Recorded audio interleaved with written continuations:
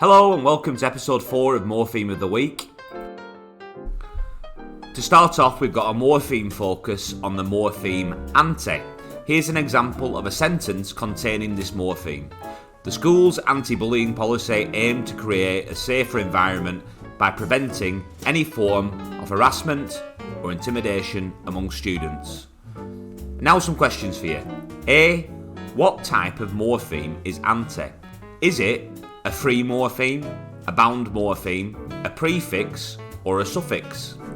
B. What do you think the morpheme anti means? And C. Can you think of any other words containing this morpheme? You can write your answers down on your mini whiteboards. Now,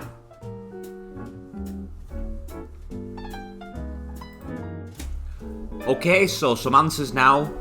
The morpheme anti is a prefix and it means against or the opposite of. Hopefully you're able to come up with some examples of words containing the morpheme anti. Time for a knowledge check. Now that we know that the prefix anti means against or the opposite of, can you work out the meaning of the following words? A. Antifreeze, B. Antonym, C. Antacid, and D. Antagonist.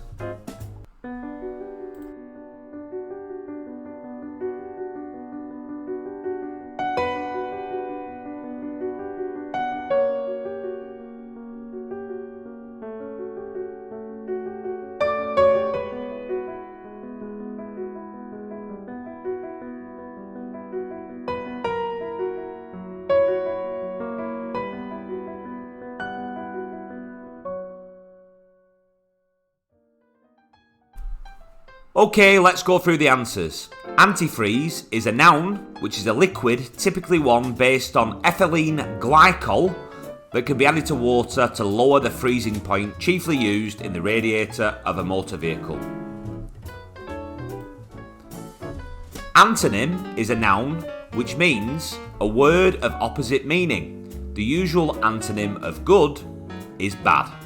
Antacid is also a noun, and an antacid is a medicine that counteracts or neutralises the acid in your stomach to relieve indigestion and heartburn. And finally, antagonist is also a noun, and an antagonist is a person who actively opposes or is hostile to someone or something. So, to summarise, prefixes are key morphemes in English vocabulary that begin words. The origin of the prefix anti and its variant ant is an ancient Greek word which means against or opposite. These prefixes appear in numerous English vocabulary words such as antifreeze, antidote, antonym and antacid. An easy way to remember that the prefix anti means opposite or against is through the word antisocial. For an antisocial person is the opposite of being social or is against being so in his or her everyday conduct.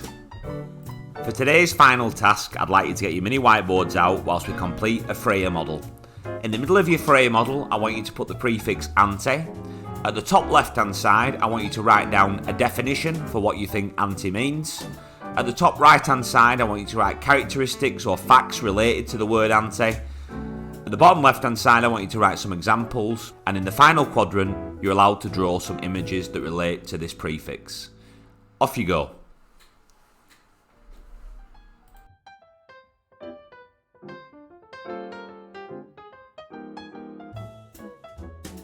Here's a completed Frayer model for the prefix anti. Feel free to pause the video now and check against your own knowledge, and I'll see you next time for another edition of Morpheme of the Week. Bye!